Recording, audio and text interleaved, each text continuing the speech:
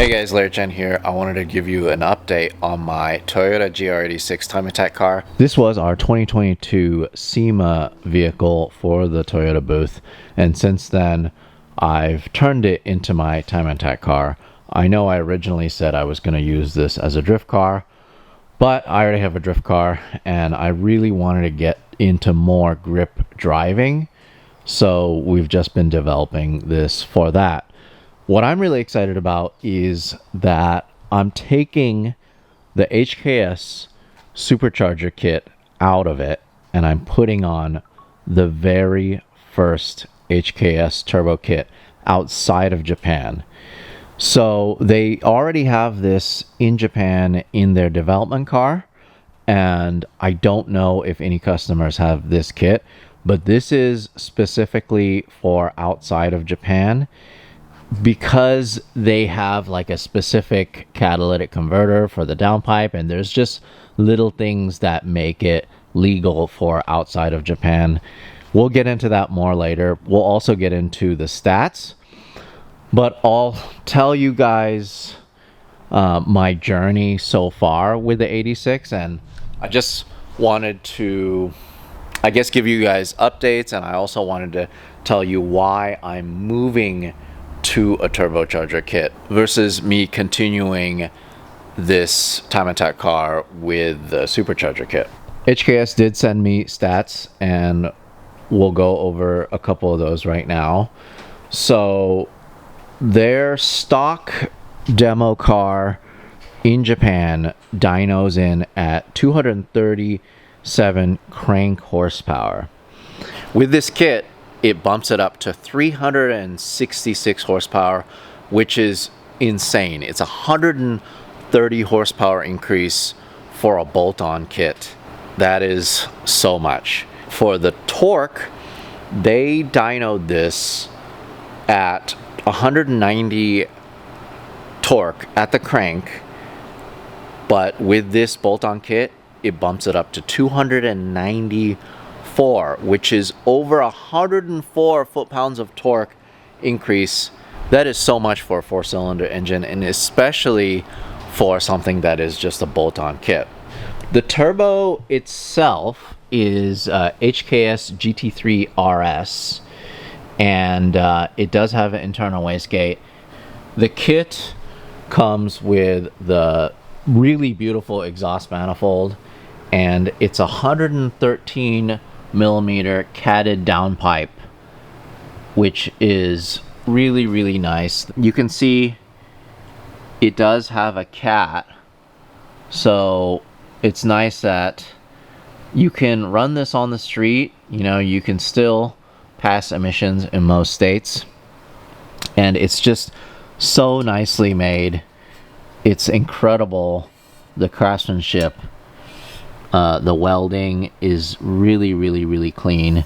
HKS, all the stuff that they make are so good, including this exhaust manifold. What a work of art here. Really cool. It also comes with HKS intercooler and all the associated piping, heat shields, all of that, including something I've always wanted, which is one of their foam mushroom filters. I've never had any one of these on my car, and what a cool thing. I mean, the quality is incredible. High efficiency air cleaner system, HKS. Never ever had one of these. You know, I've seen so many RB engine bays, and you would think that these come with them, because you just see two of these green filters in most Skyline engine bays. How cool is that? It says since 1973, HKS, made in Japan. Really cool. Can't wait to run that. Because it's making so much horsepower, we are going to upgrade to the HKS clutch, because on their recommendation, they're just worried that I'm going to wear out the stock clutch very quickly. That's one of the few things that I've been wanting to change on this vehicle, just because the stock clutch, I just know it's not cutting it, even with the supercharger. All of these power numbers that I mentioned are with their FCON piggyback ECU. So you still have the stock ECU, but the FCON just goes in between all of that. So it goes in between the injectors. You can see part of the FCON harness here. And then the FCON unit, we just leave in the glove box with it connected to the OBD2 port and the rest of the stock Toyota harness. So all of that is here. We haven't zip tied it yet, but it's just kind of chilling in the glove box. And that's what's currently running the supercharger kit that we have, and we'll talk about that a little bit as well. So in terms of power numbers for the supercharger kit, we recently took this to Dyno Jet, and that was at the NASA competition school that I just went to.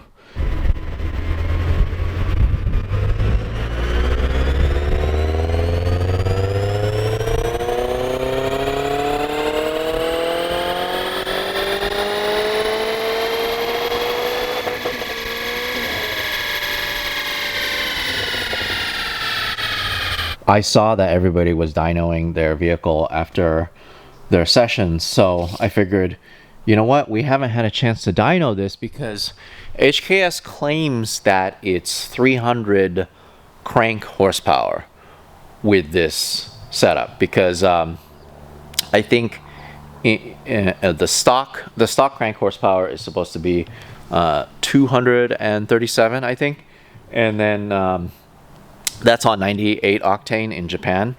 And then with 98 octane, they're saying that it should make exactly 300 crank horsepower. Well, we run 100 octane in this because we have a 100 octane pump close by to my shop, but also pretty much most of the tracks we go to, they have 100 or 101 or sometimes 102 octane. And we just run that in this vehicle. We dynoed it, and you can see the 3 runs that we did. It made more power pretty much every run as it warmed up. 267 first, and then 264. But the last run made 271.6 horsepower to the wheels. And then it looks like the first run made the most torque, but it's pretty close. The first run made 239 foot-pounds of torque. The last run made 238. So it's very, very close on the torque side. On the horsepower side, once it got warmer, and I'm assuming that when the fluids got warm and the oil got thinner, it made just a little more horsepower. That is really good. With an estimated, I guess, 30 horsepower drivetrain loss, it's pretty much right there at 300 horsepower.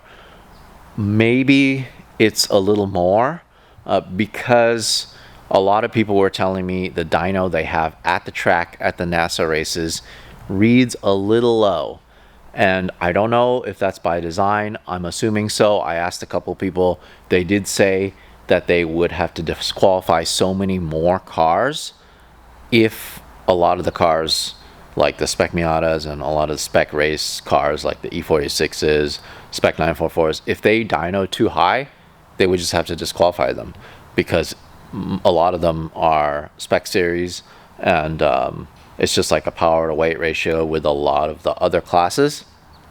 It makes sense. So maybe it did run low. Who knows? So then why am I changing this from a supercharger to a turbocharger? Well, I wouldn't say I've gotten the most amount of speed I can get out of this. We've been running this since the SEMA show.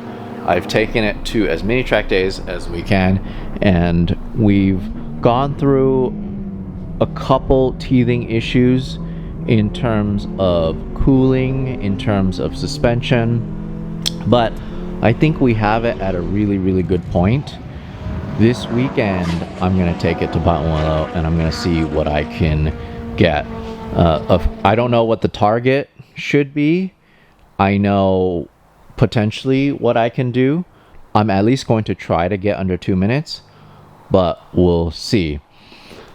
So, couple things that's changed since the SEMA show, couple issues that we're having. A big issue that we were having with this was heat soak. And I think it's just the nature of the beast.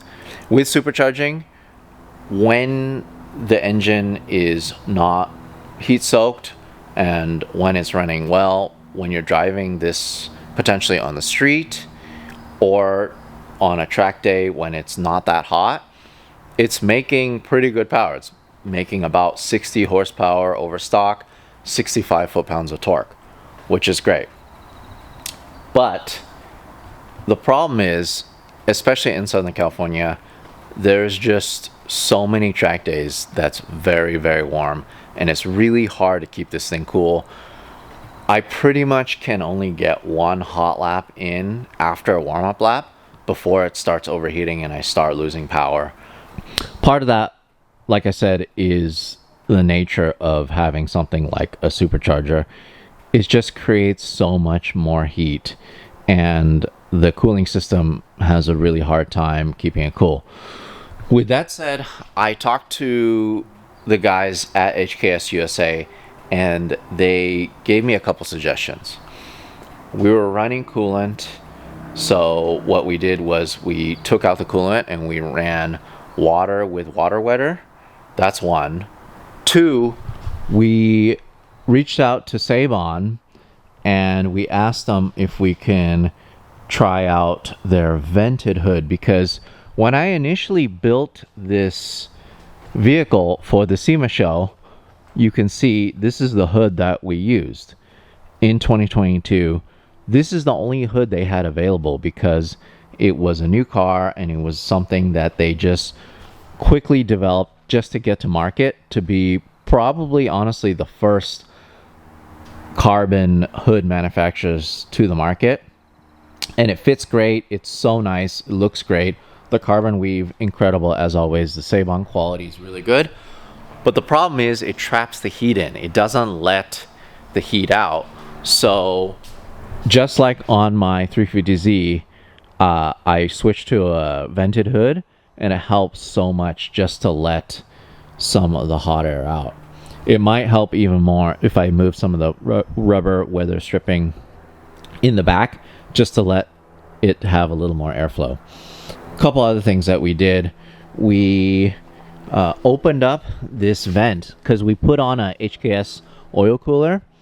That did help with the cooling issues that we were having with the oil temperature going really high. But to even help it more, we cut the vent out.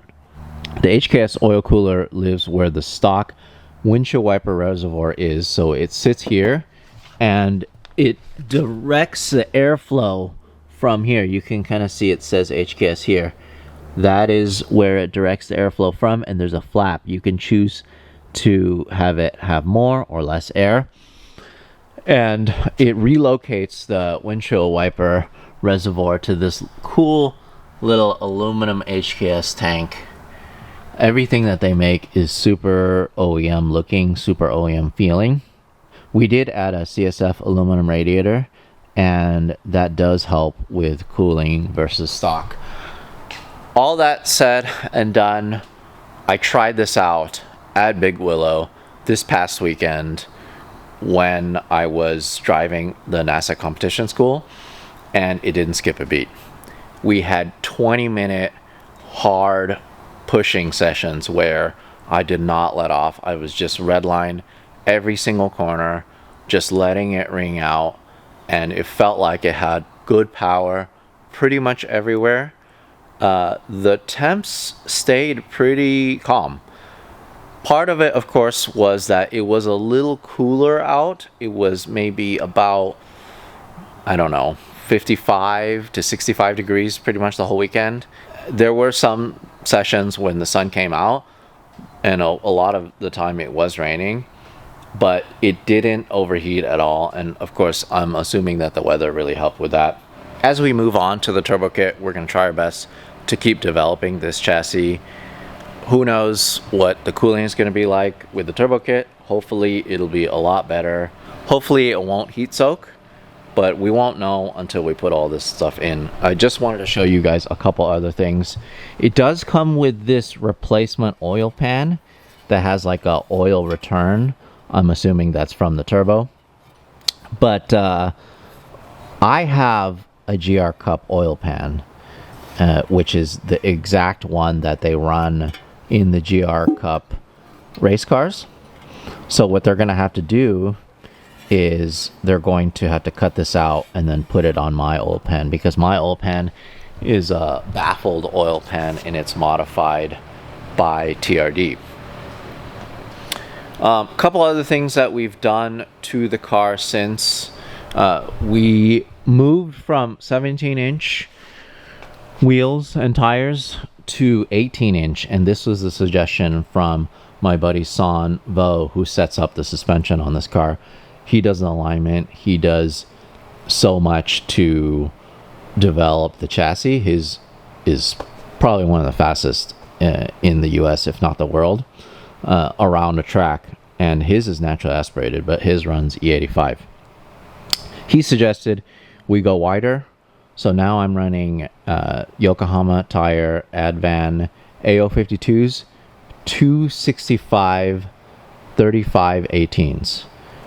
Way wider than stock. I think stock might be 215s. So it's incredible how much wider this is. And it is 10 mil wider than our 17-inch setup. We were running 255 squared. This pretty much doesn't really rub until you go full lock. The wheels are Motegi track lights. These are Flowform wheels, and they're 18 by 9.5 plus 45, and that's squared. So that's the front, and you can tell I'm not running over fender or anything. I do hear some rubbing when I go over really crazy corners where it's loading the whole suspension, the entire car. It just rubs on the inner fender liner. But other than that, it doesn't cut the tire or anything. We did our best to trim as much as we could, everything back as much as we could. And Son did a really good job of taping a lot of this off, all the sharp edges, so it doesn't cut into the tire. But I think this might be the widest that you can pretty much fit without it rubbing drastically. I couldn't imagine running a 275 on here. This already has so much grip. The turn-in is incredible. It handles so well, and the rear end on this is so stable. Of course, the wing helps a lot, but it just has so much tire for the power and the chassis. It just feels so good. Couple other really big major improvements that we've made since last time is this Sparco carbon halo seat. I really have to take safety so much more seriously now, just because I'm pushing it. I'm doing my best. I really want to improve as a driver, and the way to do that was to get a seat but hard mount it to the floor, because if there's a slider or if there's any play at all, I don't feel what the car's doing, or there's a slight delay, or there's some movement, and then I can't physically feel what's going on with the car. So my buddy Son welded the bracket to the base, and it's just fitted to my seating position only, because I'm the only one that drives this. It feels a lot better. It is a little lower, which I had a little difficulty getting used to, but it just feels so much better, feels a lot more stable, and it feels safer, honestly, with this halo, just in case I go off. We still have the Studio RSR roll bar in the back. It's a 4-point bolt-in, and it's pretty much just in case I do have a rollover. I have that to save my head. For track timing system, this is something that has really improved my driving. We're using an AIM Solo 2 DL system, and it's really cool because it lets me see if I'm going faster, slower. It lets me see sector times. It has a really good prediction mode where it puts together my perfect lap, and that way I can tell if I'm going faster and slower. It's paired with this camera that is great because as soon as I turn on the car, the camera turns on, and then there's a track overlay. There's just so many cool features that it's really helps you develop as a driver. And what's also really cool about this is really a camera nerd thing. This camera might be one of the only, if not the only, action camera used for this purpose that has a global shutter. And for you non-camera nerds, what it means is it's not scanning the sensor up and down, pretty much like most sensors, most cell phones, most cameras in the market now do not have a global shutter. This, it's like, even if it's wavy or the car's shaking and it's attached to the roll cage and it's a lot of vibration, the footage doesn't come out wavy. It still comes out very stable. And that's very useful for this application because you don't really need the footage to be super pretty. You just need it to be very informational. You just need to be able to know what it looks like when, or whatever. I can spot my mistakes. I can spot where I can improve my line, this, that, and other. Other than that, that's pretty much a full update on this vehicle.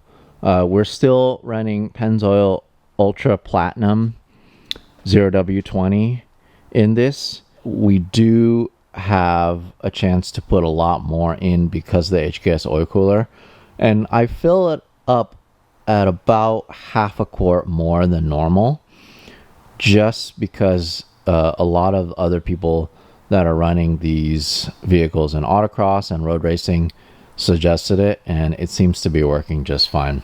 A couple other things that I want to do right away. I do think it's probably a good idea for us to run a lighter weight anti-gravity battery, even though this Group 35 battery saved us about 35 pounds.